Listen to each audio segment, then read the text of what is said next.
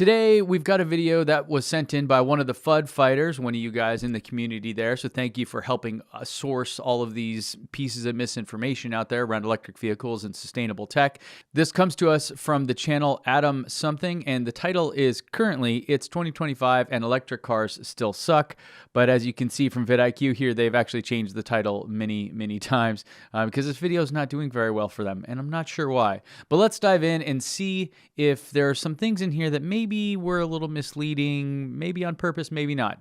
Western car manufacturers are in big trouble. Demand for EVs is flagging. European plants are closing down or decreasing workers' salaries. Notably, Volkswagen might just start closing plants in Germany for the first time in history. Stellantis, a giant conglomerate holding 14 of some of the biggest global car brands, has fired its CEO after a 40% drop in stock prices. Meanwhile, China is kicking down the door on the whole world with their cheaper and better EVs, which is about to cause a trade war with the EU and the US. What does all this mean for EV adoption? Where does this put the supposed green revolution in transportation? Is the EV revolution already dead before even getting off the ground? If so, what else can we do? You have to understand a little bit about this guy and where he's located, because he's saying Western automakers and he's pointing everything to Europe. So to him, Western is Western Europe. He's in Czechia, or the Czech Republic as we would call it here. So think about that when you're looking at some of these headlines that he's showing. Yes, the Stellantis CEO got canned for terrible performance. Maybe because they haven't done well with their electric options and they needed to adopt in a strategy towards EVs earlier. It's one way to look at it, right? That if they had actually adopted and started to push heavier into the electric space earlier on, they would be farther ahead and actually able to compete with these Chinese options that are coming into the European market currently, and the rest of the world, just not the US yet. So where's the EV market right now? It is absolutely crushing it. Don't believe me? Here's some data. And being in the US, this is where I'm going to focus most of my data and analysis here, but I will try to bring in the European stuff where it makes sense.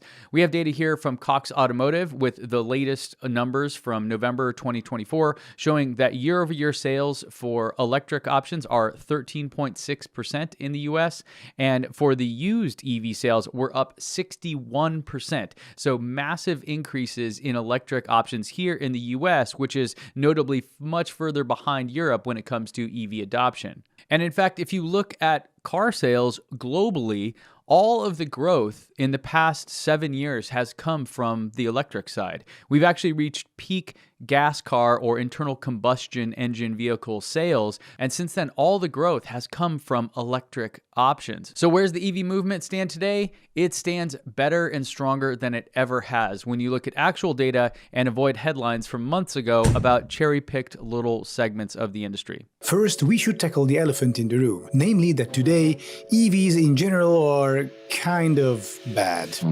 Again, look at the options that he's showing here. Notice he doesn't have any of the really awesome EVs there. He just has these cheap little European ones because where he's located, that's probably all he's familiar with. But if he ever traveled outside of his area, he might see that there are some incredible electric options out there. Let's look at an example. Suppose you want to buy a smaller Volkswagen car to get around. You can either get the regular combustion engine version or this new EV version. The latter is heavier, has a shorter range, takes longer to refuel, is more sensitive to weather, and its energy storage degrades over time. It also seems to lose way more of its value the second you drive it out of the dealership. Now, with all this being said, the electric model does have some advantages over the combustion one, namely that it's cheaper to operate, it's emission-free, and it's much quieter. It also has fewer moving parts, so maintenance is supposedly easier. And all that is quite nice. Okay, lightning round here because he's got just a ton of the misinformation talking points that most people have around EVs out there. Heavier, who cares? It's 10 to 15% heavier, and the motors are so powerful, it wouldn't matter to you. Shorter range, sure, but you're going to need to stop and use the restroom at some point, and most EVs now are well above 300 miles of range, new ones specifically, so really not something to be worried about. Longer to refuel, maybe on a road trip that's the case, but really on a regular basis, the going home and coming back to work and everything, you're going to spend less time refueling because you just pop it home and plug it into a charger and it charges while you're sleeping. So in fact, you end up saving time by refueling while you're doing other things like being at the gym, grocery store, whatever. Weather sensitive, sure, but all cars are, and if you live in a very cold place, possibly just want a longer range there. Again, it's not something that you really need to be worried about.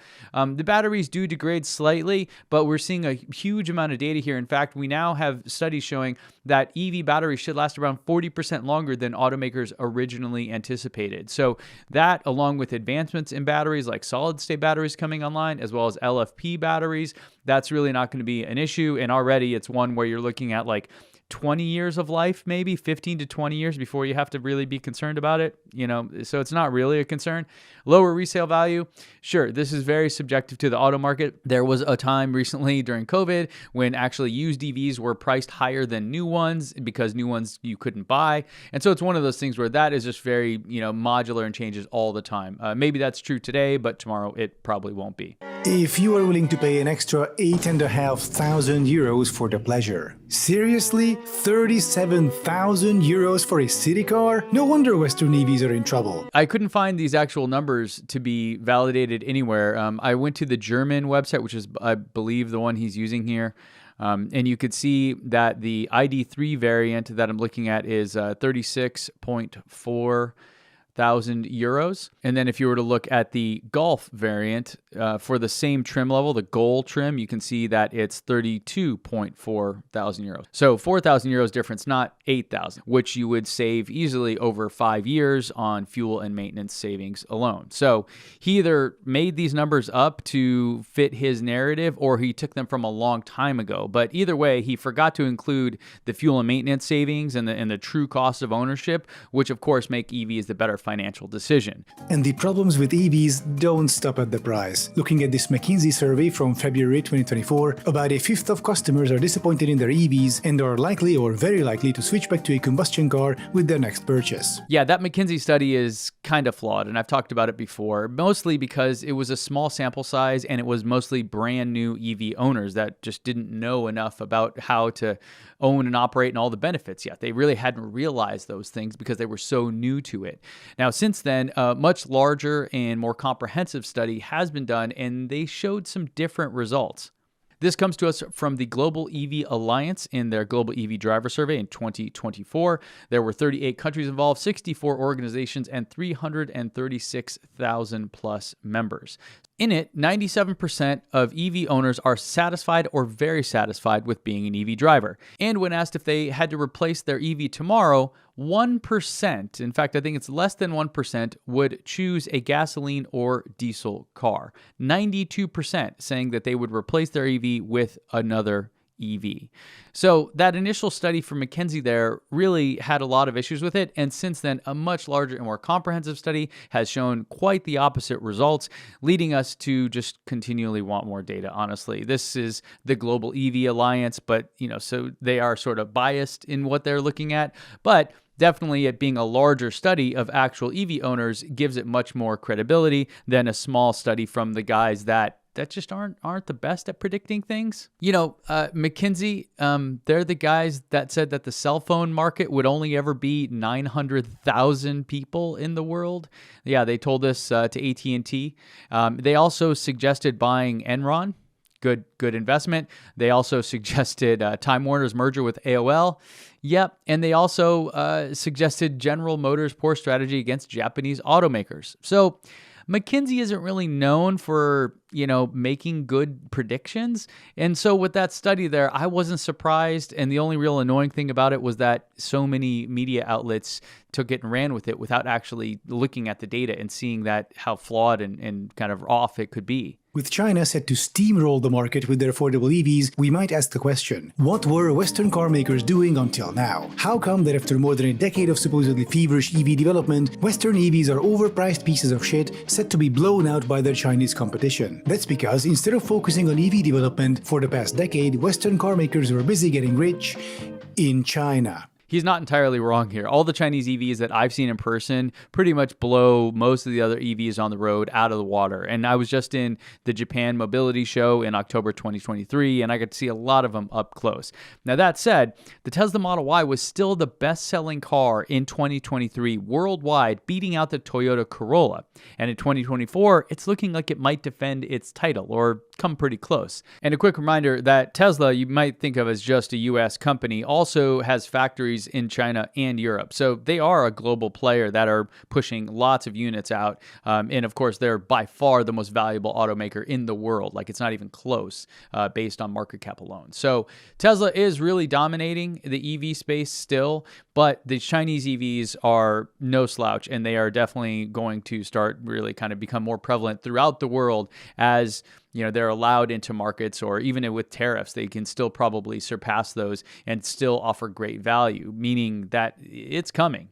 First, they made a deal with the devil, essentially. Not to say Chinese are the devil. They traded their manufacturing know-how for market access, and now they are losing the Chinese market and are threatened back home as well. The EU and US have both responded to competition with tariffs on Chinese EVs. Yeah, I'm still unsure about this approach of creating huge tariffs here. I mean, essentially, making an iPhone in China is okay, but a car isn't. China is the world's manufacturing hub, and that isn't going to change anytime soon.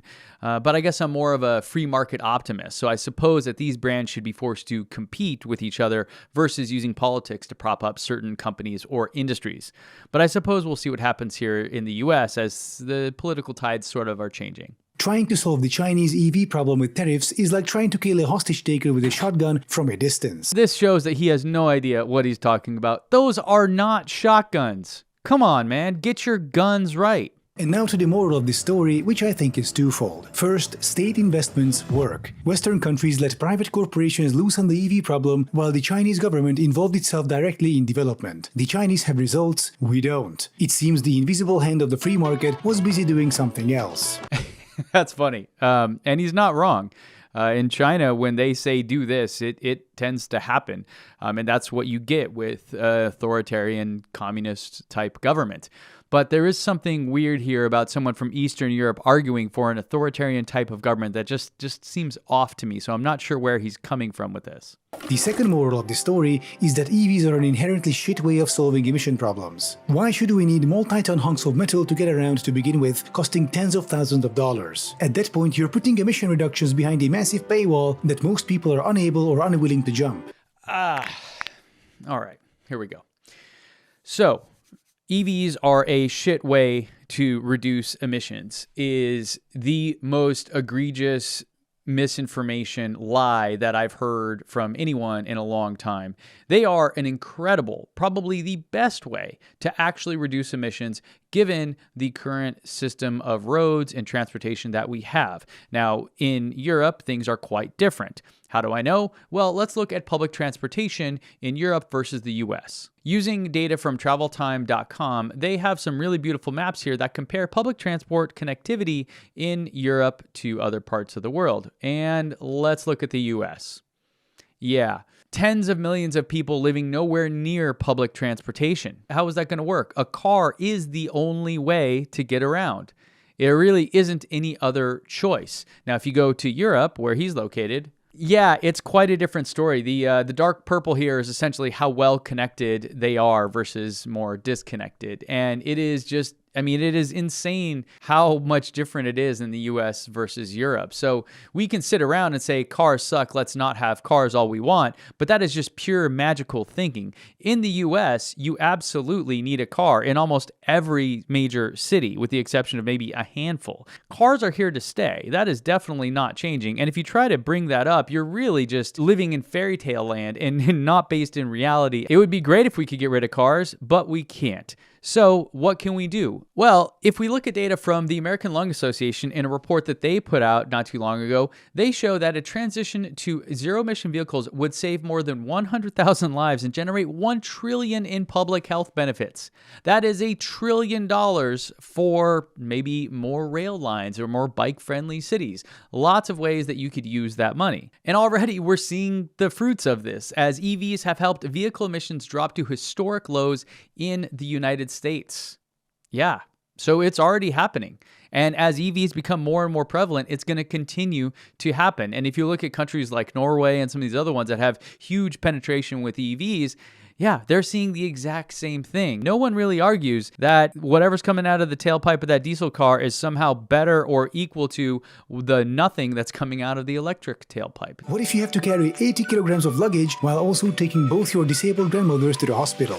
Get an Uber. But what if you also have to transport a piano? Get a moving company on the phone. Look, we can sit here and think of scenarios where private car ownership would be theoretically a must, but as far as the vast majority of people are concerned, if you provide them with quality cycling and transit infrastructure and plan settlements in a way that it doesn't force them into a car, most people will not want a car, even though there is nothing standing between them and actually buying one. I agree, 100%. But again, what you're talking about is pure fiction here. We can't redesign every city in the world. And if we could, then let's do it. And then also let's make every car in that city electric as well. It's just the better way to use the energy that we produce. We have a whole world that is dedicated to what is called transit-oriented development, or TOD. Now, this is an urban type of development that maximizes the amount of residential, business, and leisure space within walking distance of public transport. Here are some examples. In Arlington, Virginia, for over 30 years, the government has pursued a development strategy of concentrating much of its new development within a quarter mile to half mile, 400 to 800 meters for you, Adam, from the country's Washington Metro rapid transit stations and the high-volume bus lines of Columbia Pike. Also, in New Jersey, they've become a national leader in promoting the Transit Village development through a program known as Transit Village Initiative. The New Jersey Department of Transportation established the Transit Village in 1999. Since 1999, the state has made 35 Transit Village designations, which are different stages of development. You can see them all here. New York City, as you probably would have guessed, is huge with their subway that was built a long time ago. Up in Boston, there was a thing called the Great Dig, which led to this many, many years ago. San Francisco is big on it. Chicago is big on it. I mean, all over the world, transit-oriented development is a big part of how cities are being redesigned. But really what you're talking about are projects that will take hundreds of years potentially, or ultimately won't ever actually happen. Remember that map of the US? That is a lot of ground to cover. And to give it context, the US is about the same size as Europe. Yeah, so it has a long, long way to go. And we're talking 100+ years of development. But the good news is that the adults have actually figured this out a long time ago and have started the work decades ago. The entire discussion about the crisis of EV manufacturers and the stalled greening of transport via EVs is misguided. In its current form, the plan to popularize EVs basically amounts to greenwashing a broken, wasteful system that is our current planning practices and transport infrastructure. Because it turns out EVs aren't here to save the planet. They're here to save the auto industry. In reality, we need not EVs, or at least not necessarily, but properly planned cities, quality public transit, and usable, coherent, safe bike infrastructure. Again, the major point he's missing here is the massive boost to the economy that EVs bring. Yes, manufacturing EVs creates tons of new high-paying jobs, and it also creates a significant reduction in air and noise pollution. Now, that can't be overstated. For example, that American Lung Association study showed that we would save over 100,000 lives and generate $1 trillion in public health benefits. Those are huge, huge benefits that we can realize here in the US and also in Europe and Asia and everywhere else that lead to more money for transit-oriented development, something that would please Adam whatever. And if you want to rewind the clock a bit to one of the presidents here in the US, he had a famous phrase, "It's the economy, stupid." And that's really what it's about here. If you look at just purely the economics and the benefits of switching over to electric vehicles, you'd be compelled to do it. There is no other reason you should ever need than it's going to have a huge boost to the economy. Now, that right there can lead to all sorts of benefits, from things like public health infrastructure to transit-oriented development to, feeding the sick and the poor. I mean, this is just one area. And then, of course, you have the benefits to the electricity grid. This comes to us from the ability to power your home from your EV with the excess solar energy stored inside of that EV's battery during peak periods. This levels out the actual demand load on the grid,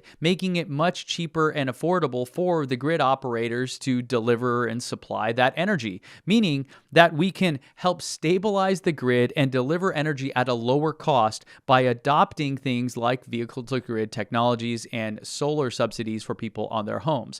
This right here is the cheapest, best way to solve some of our big problems that we have, such as the energy crisis and how we're actually going to be able to power all the AI data centers, helping come up with scripts like Adam used here that are just kind of making things up as they go along. The truth that I discovered while researching this video is that transit-oriented development is widespread throughout all the countries in the world, helping people live a car-free life in many areas. And I personally love this. I wish I didn't need a car except on rare occasions. But to paraphrase one of the EV pioneers, the best part is no part. So a life without cars would be a good life, I think, for most of us. But it's just not a reality. Not today and not for a long time. Also, if you want to help support this channel and get deeper and more access to some of the information in ways that I come up with these videos and do the research, consider joining and becoming a member. There's a link down below, a join button right next to the subscribe button. You can click that, preferably on desktop. It's just easier to do it there. And then you'll get access to a private Discord server, a custom badge next to your name when you post comments, priority replies in the comment section, as well as all kinds of other perks and things that we're working on behind the scenes. That's it for this one, guys. Let me know what you think in the comments, and I'll see you back here in the next one.